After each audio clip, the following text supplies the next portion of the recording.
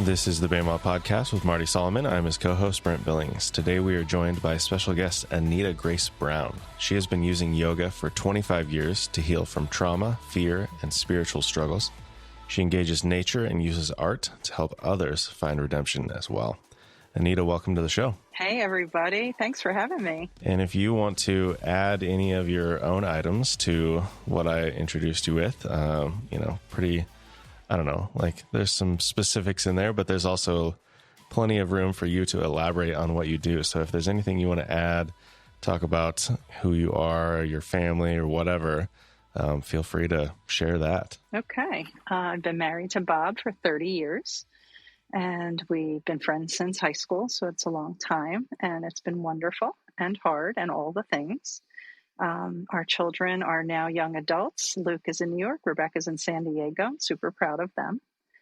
I have loved teaching yoga to children, adults, and now seniors over the past 15 years. I recently did a coaching course, so now I added my own unique style of coaching, which involves breathing and centering and grounding, which I bring in from the yoga practice. And I'm a writer, and I started writing in my 40s. So that I think is encouraging to people to know that you can start something new later in life. Yeah, I love that. Maybe also talk a little bit about how you know Marty or Bama or whatever your entrance was into the world that we live in. I wish I could remember how I found Bama. Maybe I was just Googling a more Hebraic approach, and I've just been in love with the teachings. I go back and forth between old and new, and it's just amazing to me the way that you both dive into the text and wrestle.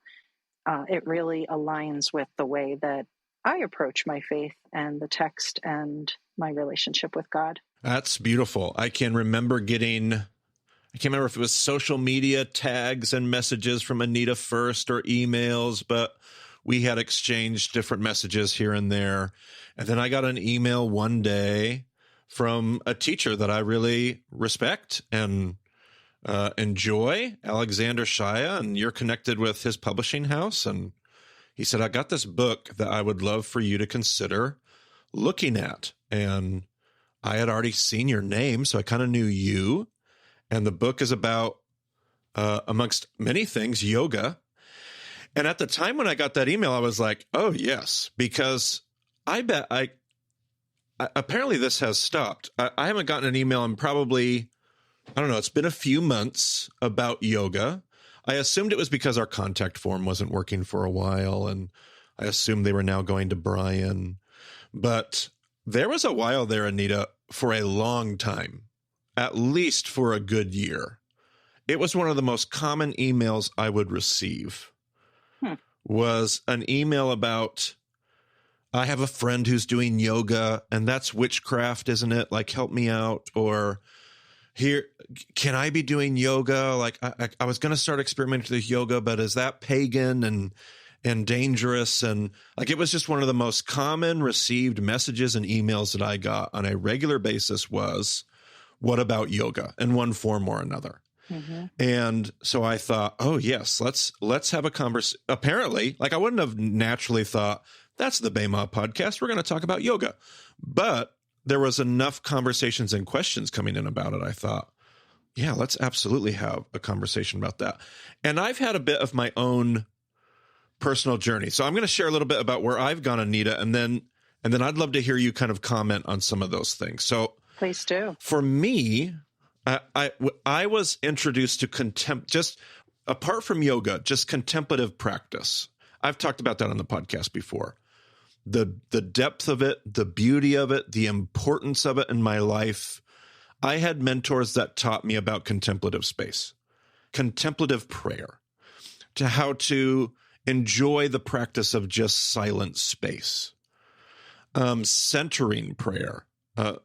We have a practice that I think we might share at the end of this episode that you led us in, that we'll put at the end. But that practice is very similar to some of the same things my mentors would lead us in apart from any yoga practice, it was just a contemplative space of slowing down, paying attention to your body, listen to your breathing, pause long enough to there was a great value for me.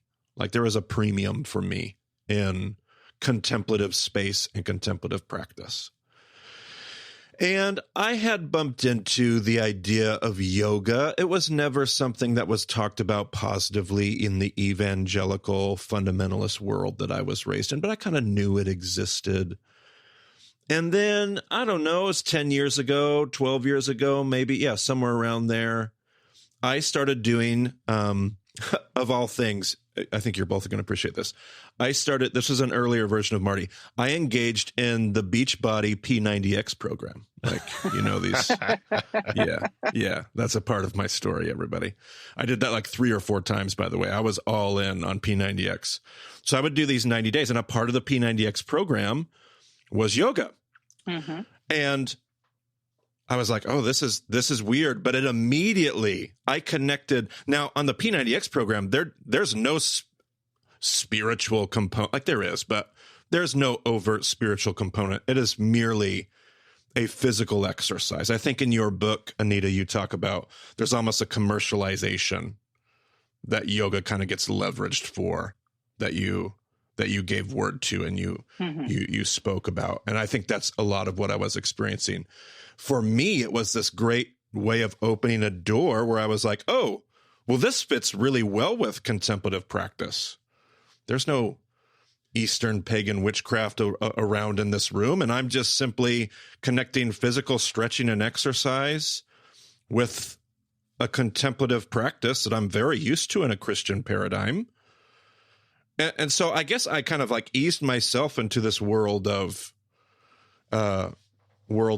My wife uses some of the same DVDs today to do regular yoga workouts. So that was my exposure to yoga. And you talked about it in different ways, but I guess I got to kind of sneak in and slide into the practice without all of these alarms and dashboard lights going off and fundamentalist freak out. But could you speak to some of what you're hearing about my journey and some of your own maybe experiences, Anita, and speak to this apprehension that we have about yoga itself, wherever you want to take that, but let's talk about that for a moment. Well, what are we really afraid of? That's a pretty big bomb of a question to start with. Yeah, absolutely.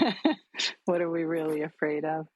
Well, you read in the book that on my yoga mat, the body brings up memories and emotions and childhood, just like any contemplative practice, right? Yes, right. It's no different. So it's spiritual, and we need God to heal and to feel all those difficult emotions and to process and digest and to be less selfish. We need God. So when I started at the local yoga studio, and the teacher would say, after this 60 or 90 minutes, I want you to feel like 3 things happened: that you went to the therapist, that you went to the gym, that you went to the gym, and that you went to church. And she was not a Christian, nor was she a Hindu. She was just a yoga teacher.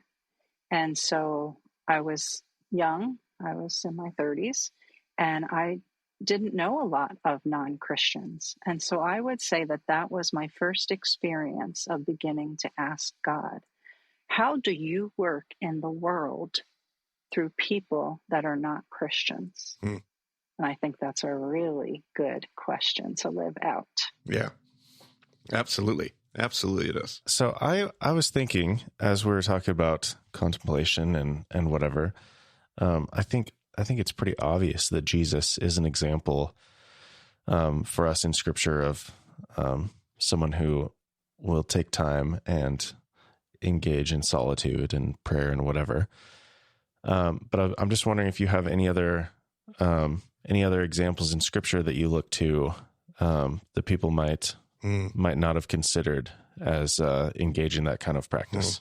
That's a good question. Yeah, I've had a lot of people ask me that over the years.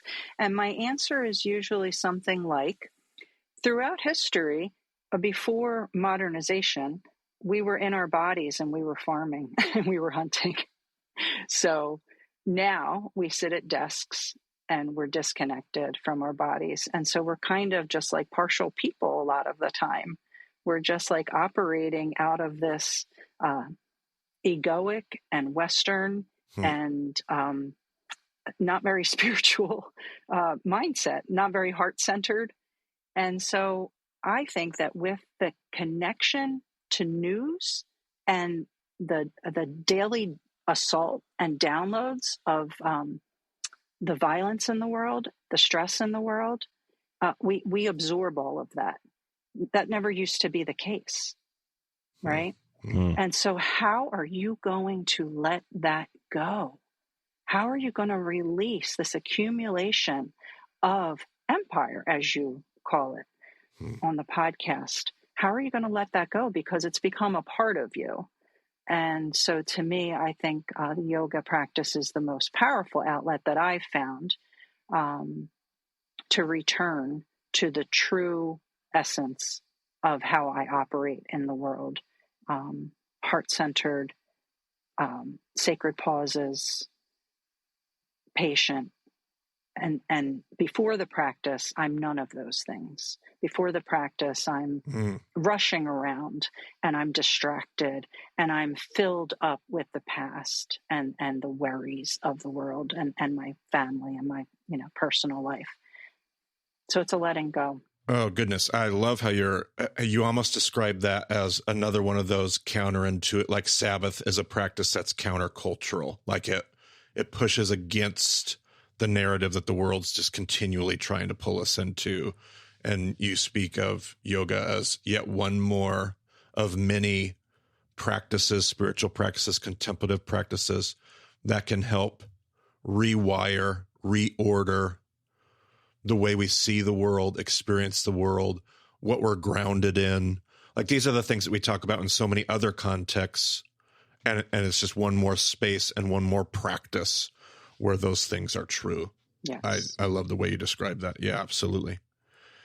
So this book of yours, I don't know if we've mentioned the title yet, Kamikaze Yogi, Christ, Yoga, and the Courage to Emerge is the subtitle. And there are a ton of things that I just loved about this book. You actually even started with just a real, you either have a ton of awareness or you have some great editors and people helping you write this book. I don't know which it is, probably a combination of both. Both. Yeah, I can speak from my own experience too. But I mean, you start off right off the bat with an awareness of the dangers of appropriation. We talk about appropriation as it pertains to Judaism all the time. You did it as it pertained to yoga, because yoga has its own roots and its own history and its own story. And so you gave word to that. You spoke to that. You said, here's what I'm trying to do. Here's what I'm not trying to do. Here's what I want to respect and what I want to let be. And I just thought that was, and you have an awareness throughout this whole, now I will say this. We'll see, Anita, what you have to say to them. If you are coming, if you are coming to Anita's book with just a load of apprehension from an evangelical fundamentalist background, like if you're coming with, I am so nervous, I have all of this baggage, and I am not sure, and I am going to have to be convinced. This is probably not going to assuage your fears. Like it will probably give you a whole bunch of, because what you do is you lean into all of it and you try to bridge all these gaps is what I felt like you were doing. Routinely throughout the book, you would make these statements that told me where you were coming from an orthodox Christ-centered perspective. And it would like, okay, here's where we are. Here's where we are. But you would talk about, you mix in all kinds of stuff. Like you talk about chakras in this book, something that I think makes some of us super nervous, but I love how you would do it from a physiological perspective. You would rope it into a spiritual conversation. And I just thought that those things were so helpful in bridging gaps. But I love how your first question in our time together today was like, what do we have to be afraid of? Because you embodied that as you wrote this book. You weren't trying to stay away from all of these things that might make us nervous. You were going to lean into wherever it is that was authentically you and where your story and your understanding took you. And I don't know if I have a question there, but maybe talk about what that experience was like, not just writing the book, the mechanics of writing the book, but sharing this part of you in the story, knowing, I'm assuming that you know the way that evangelical Christianity can be, and talk about that. I had to be really true to my story, to my experience, to my healing journey. I had to be really true to my relationship with Jesus and to what it's like to be someone who identifies as more mystical. So, like I said, I've been with Bob for over 30 years, and he is the original Christian. I grew up Catholic, and when we started dating and I started going to the Methodist church with him is really when this idea of a relationship with Jesus, blossomed in me. So he's been doing this his whole life. He did the youth group and all of that I didn't, but we're very different now. It's beautiful how we complement each other and how he's had to wrap his brain around how he has a wife that he loves very much, who experiences God very differently than he does. And I love that dance that we do together. So in terms of the book, being really brave, I felt like in order to be true to how brave I needed to be, every day I would make myself do something brave, like show up in the world in a way that makes me a little uncomfortable, or just every day, big or small. I'd be like, okay, you got to put your big girl brave pants on and fight the battle of what will people think? I can't worry about that. I have to be true to the story. Yeah, and I want to segue to that conversation you were just talking about what it's like to be a mystic. But before I do, I want to go back to something you said at the beginning. You said you had to be true to your healing journey, and that's a theme not just in your book, but I've caught you saying that deliberately a few times today. Brent even had it in his introduction to you for the episode today. Is there something, I mean, obviously the answer is yes, but talk about this thing, talk about what was so important for your own personal healing processes and your own redemption that yoga and contemplative practice was doing that typical Western ecclesiological, Western church practice wasn't doing. Talk about what that contemplative experience was like for when you talk about your own healing journey. Talk about what you're finding, what you are finding, what you did find in that space that was so important. So you go to church on Sundays and you feel really good about your identity in Christ. And then you return to your life and your stress and your history and your ancestry, and they all have an impact on how you behave in the world and how you see yourself. And I was abandoned at birth. I was abused. I have a lot of trauma that lived in my body. Now we know the science of trauma isn't about what happened to us. It's about the reverberation of that charge that lives on because we didn't process what happened. It could be little t trauma, big T trauma. It doesn't matter. If we don't process it, it impacts our identity. It impacts us at the deepest level of the essence of how we see ourselves and how we have agency and sovereignty. And I had none of that.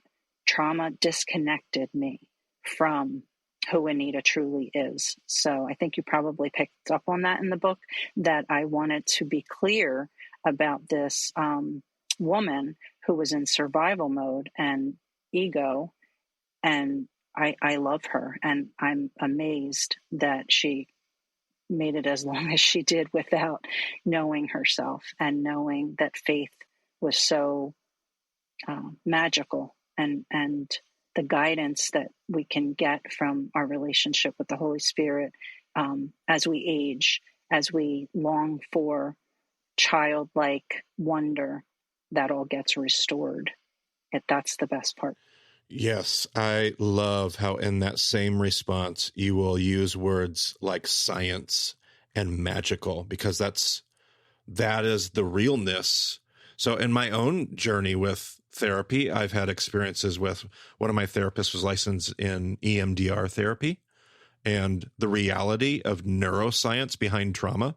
Like, this isn't just mystical converse. Like, there's real science in what trauma does to our physical bodies and our real it's science, like what's happening in our brains and our neural pathways, and these things are all connected. It doesn't fit cleanly in like, well, that's mysticism and that's science. Well, it's all like it's all a part of this thing that we're experiencing and this thing we're walking through. So I love to hear that when you, in your response, and you did it in the book too. Like you would just seamlessly go in and out of all of those boxes and categories that I usually like to keep all stacked nice and neatly on my mental shelves.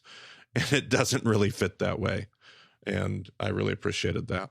Thank you. It's interesting that you talk about big T trauma and little T trauma, because we were actually going over that in one of our staff meetings, staff training recently, and just talking about how, it takes time for these scientific academic definitions of trauma to catch up to what seems maybe obvious to people who've gone through it. But the ever widening definition of trauma and the ever growing realization of how different events can affect so much of our lives.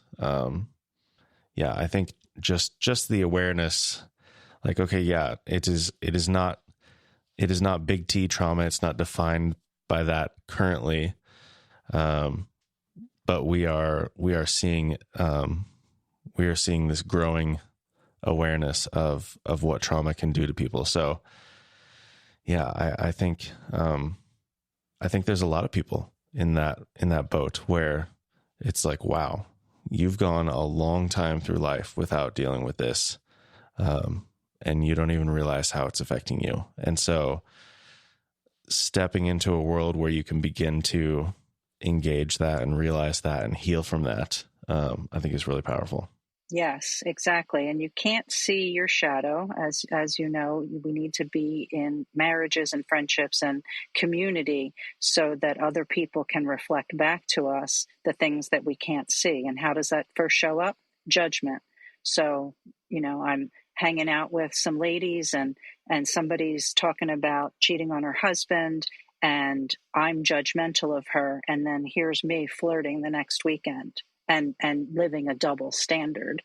And then eventually waking up one day and being like, wait, I'm on a path of destruction in this marriage. If I keep going down this, I won't have a marriage. I'm not the wife and mother that I thought I was going to be at this point. And then realizing these are patterns that I inherited. That's why the dad left. He couldn't handle parenting or marriage. So that's in my bones. Yeah, absolutely. Well, there's another reason why I was excited to have you on today and to talk to you. There was the practice of yoga part of the conversation, but then there's another thing that I find so important. There's a whole, like Brent just talked about, people that are in boats. There's a whole boatload of people out there that feel like they speak a different spiritual language, like, and things like contemplative practice, things like yoga tap into something for that group of people. But there's a subset of people that feel like they're on a different wave. They're not speaking the same language as everybody else in the room, but they have this confident awareness that, like, you use that word mystic, like you talked about it in reference to you and your husband being different people and being in relationship and having to, can you, like, one of the reasons I wanted to have you on here is there are so many people going, I mean, obviously am I weird? But am I out of line? Am I like, what is this thing that I experience which feels so different from the status quo? And I wanted to have an episode to be like, if you're one of those mystical people that seems to gravitate towards, align with a different kind of way of experiencing spirituality, seeing spirituality, giving language to spiritual, if you're a more mystical person, there's space here. Like, there's a really comfy chair at the table for you. So, Anita, you identify as somebody that has that more, like you have that experience. Talk about that and what it's like to be, like you talked about having to be brave and being okay with who you are. But for so many people that are probably in that space, give word to that if you don't mind. I hope people keep being true to themselves and their experience, because like you said, it is important to not feel alone in that. So if I can be helpful to someone, that feels really beautiful, because in the traditional church, there would always be a few people that God would place in my life who would get me. They'd get my languaging, they'd get my prophecy, they'd get how I'm wired, and that would be enough, and it would have to be enough. And then there'd be the majority who were doubtful and skeptical, and maybe even calling me names behind my back, different disparaging. I don't, at 57 years old, I don't need to concern myself with anymore, but it's the reality of the world that we live in. And so to people that you're talking to, you've got to be true. You've got to be true to your experience. That is everything at the end of the day, to not self-abandon. That's a term that you've probably, heard throughout therapy. When we self-abandon, we literally leave behind parts of ourselves that have broken off and that are missing. And we need to wrap them up in this hug and say, I know it's strange. I know the world doesn't get it, but I'm going to do my best to get it, as if it's like a part of me that I barely know. And then once I stick with that decision, it becomes more normalized. And then as I accept myself, I notice that the world does a little better too. Yeah, our Western church world is definitely designed to work for one or a few languages that are just kind of like the default experiences. And then when you have something that's just a little dissonant, like you can feel like you don't quite belong. And I thought it was really important to give word to that, because those things are just super important. Mostly women, it just seems like, for whatever reason, they leave the church. That's generally the communities I find online and some, here in South Jersey. They just can't tolerate it. So that's basically what I hear people say to me all the time. And I did leave my church in February after 6.5 years. But I'm very grateful for that experience and that community and that journey. But it was a lot of iron sharpening iron during that season. But basically what women who identify more like me say, I don't know how you did it or do it, because I have returned to church. The past 2 Sundays, I felt called by the Spirit to go to a local all-Black church. I actually fit in there really well. Their expression in their bodies and dancing in the aisles and the praise hands and the crying, that's all Anita. Yeah, absolutely. I totally can appreciate that for sure.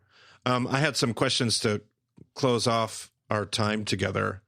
What would your recommendation be for somebody that's worried about yoga or just wants a safe space, rooted in Jesus, like they're very committed to their Jesus space. They absolutely want to be true to that identity as a child of God, a follower of Jesus, an Orthodox Christian. But they want to explore some of this. What would be your recommendation as, here's a really safe way to not have to put any of that stuff in jeopardy, but here's a safe way to engage and experience the practice of yoga? So my podcast, 100 episodes of It's 5 o'clock somewhere. You can practice with me for free. and they're 15 to 25 minutes long, all levels accessible. You can hire me to do personal yoga on Zoom, which I do. And then there's a website called Christians Practicing Yoga that I love, with lots of classes and blog posts and people that have been doing this journey kind of east meets west for a lot longer than me.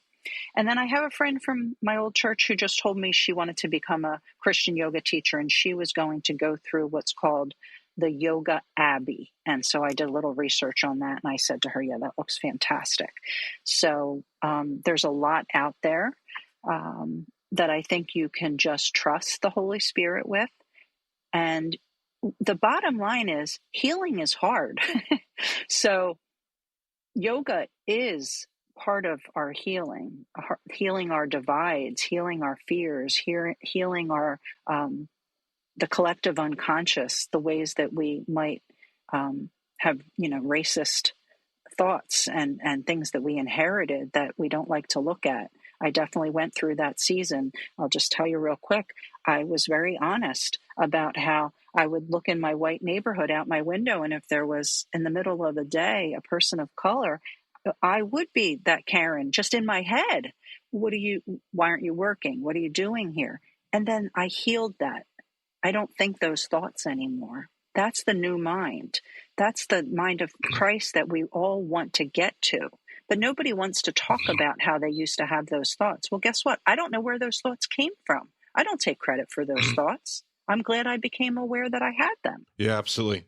And when you talk about leading some of these exercises or your podcast, we at the end of this episode, we're going to have an example. You led Brent and I in an example of an exercise. Is that similar kind of experience? Like when they hear that, is that a little bit of a taste of the kind of space that you lead in these other? Well, that's good. If Brent and I can endure it, I know that people can. And it felt like home. Like it honestly, going through that exercise felt so much of the other contemplative space that I know and I love and I enjoy. And so if people are like, oh, I'm nervous, well, check that out at the end of the episode and see what your response is to that. And I understand it's not going to be for everybody.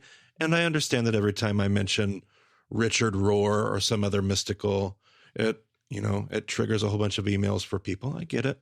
It's okay. But I love being able to open up these doors for those that it's going to be helpful for those that it's going to be an aid in that healing. That's wonderful part of that. But well, I appreciate you. That's beautiful. And there is room for all of us. And I think that my husband and I are a good example of that. Yes, I do love that you have a marriage, a living, you live that out and experience it in all of its beauty and its challenge every day in that relationship. I love you bringing that up. That's very great. And our listeners won't be able to see this, but one of the things that I appreciated about our brief session is that I could see you and follow your movements because I don't have any idea what I'm doing. So maybe, I think, and Zoom is actually, I think people are pretty used to Zoom. So it's not like, I wouldn't necessarily call it ineffective, but for somebody who wants to find a local yoga experience, like is there any, are there any things that people should look for? They're like, oh, that's not the kind of yoga that I want. I don't know. I don't know anything about it. So I don't know if there are like specific terms or whatever it is that might clue people in, like, oh, this is the kind of place I want to practice yoga. This is not the kind of place. Is there anything like that would help people find something locally if they're interested in doing something in person? Just start with your gym. That's definitely going to be secular. So that's the safest place so that you don't feel that strangeness. That some yoga studios, depending on your city, they could have various statues. A lot of studios didn't want me teaching there as a Christian yoga teacher because they didn't understand the way that I was coming at it. And so I'm not offended by their statues, but they kind of were offended by me. So that's what I would say. Yeah, you're going to have yoga studios where they're really into all of, they think that that's making it authentic, which is fine. But then there's, going to be just the physical practice. You're going to find hot yoga. That's basically just the physical practice. There's it's as unique as the teacher. It's really, really unique. Is there anything that you're working on that you've got going? Anything that you're excited about coming up or anything like that, Anita, that you'd like to share with our listeners or anything like that? About once a month, I've been bringing this Zoom class called I'm Going to Stress You Out with a little smiley face at the end. And it's 5 days of breathing practices, consecutive days. And we just meet on Zoom on a lunch break. And it's about 15 minutes a day. So about once a month, you can keep your eye out for I'm Going to Stress You Out. People have been loving it.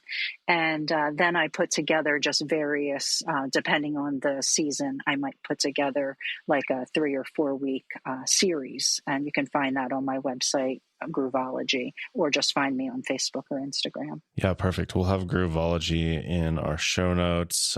We can put your social media in there as well. If somebody wants to just talk to you and just, share an encouraging note or something, what's your preferred method of communication? Email or DM me. You can I'll respond to DMs on social media. You can email me through the website. Okay, perfect. Well, Anita, thank you so much for joining us today and sharing your story and sharing your experiences. And hopefully this is a good way for people to explore something that they're not as familiar with. It certainly has been for me. So you two are fantastic. Thank you. If you want to get a hold of Marty, you can find him on Twitter at Marty Solomon. You can find me at EIBCB. And of course, all the details about the show are at BayMaDeception.com. Check out the show notes for this episode for all those links. And thanks for joining us on the Bayma podcast. We'll talk to you again soon.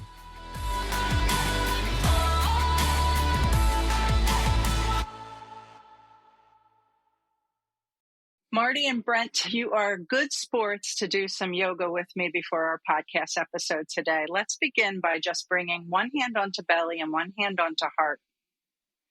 So we're all seated. And begin to either close your eyes or find a soft gaze. Drop your shoulders. Bring your awareness to your seat on the chair, to your clothing on your skin, to any sounds in the room, to your feet on the floor, and to your natural breath. If you weren't already breathing in through the nose, begin to breathe in through the nose and puff out the belly like a balloon.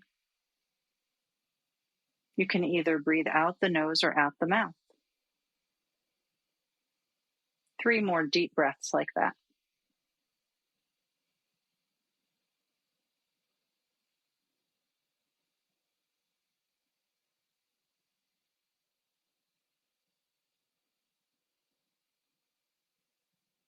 And then press your palms together. Bring your thumbs to your sternum. Prayer hands. Drop your chin. As we bow to our connection in Christ. We bow to this mind, body, spirit, soul connection that we enjoy as humans. And we know that we carry stress. So let's just spend a few minutes being a little childlike and silly and shaking off the stress. So you can come stand up. And I tell my senior citizen yoga students that yoga is really adult Simon Says. So goalpost your arms up and down, elbows up and down, elbows up and down. Alternating right hand, left hand, right hand, left hand. Fast, fast, fast, fast, fast, fast, fast, faster, faster, faster, faster. Reach both arms up. Press into your feet. Pull your belly button back. Spread your fingers wide. Take a big breath in. And on your exhale, flop your arms down and make a sigh like this. Excellent. Again, goalpost your arms. Spread your fingers wide. Up and down with your elbows. Up and down, up and down, up and down. Like Simon says, reach both arms up, press your feet, belly button back, squeeze your shoulders up, inhale, drop your arms down, side out. Excellent. Roll out your shoulders forward, almost like you're swimming. Roll out your shoulders backward, backstroke. Feel the tight places. Reach your arms to a T. Simon says, reach your arms up. Now you're in a big X. Separate your feet wide. Notice whatever you notice. Roll out your wrists and lower your arms down. Tree pose, send roots down through right foot. Lift your arms up, grow branches. Kickstand your left foot. That means put your heel against your leg. Look up. What kind of tree are you? You can play around with balance here by lifting that foot up onto your leg. Steady your gaze. Ease within effort. Release the posture. Inhale, reach up. Exhale, forward fold. Hinge from your hip. Bend your knees a lot. And dangle. Take a big breath in. And sigh it out. Slow roll up. Mountain. Put your feet together. Arms by your sides. Gaze straight forward. Strong legs. Heart lifted, tall through the crown.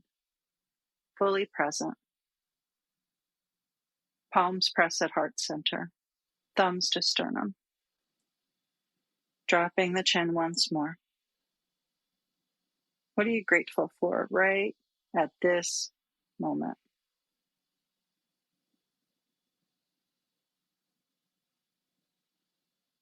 Inhale, arms to a T.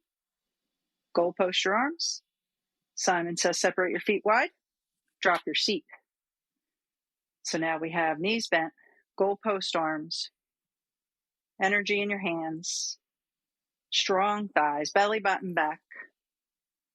Find your breath in through the nose, out through the nose. Straighten your legs, reach up, and flop your arms down.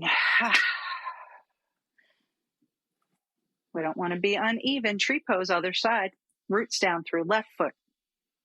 Grow your branches as you kickstand your right foot. Lift your gaze.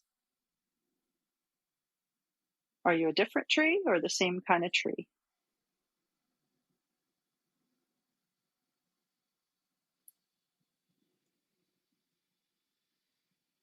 Lower your arms, lower your foot.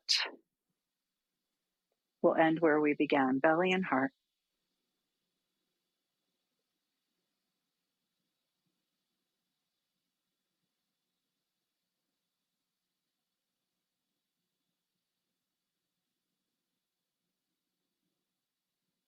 Pressing our palms together, we give a little nod to one another as we say, the light within me honors, respects, and appreciates the light in you.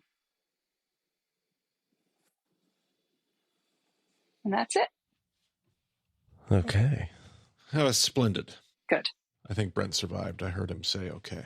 That's good. You're like, listen to the sounds in the room. And I was like, there better not be any sounds in this room. That's right. And then right at that moment, I heard like, I don't know, something like some piece of furniture like settled and creaked. And I was like, ah.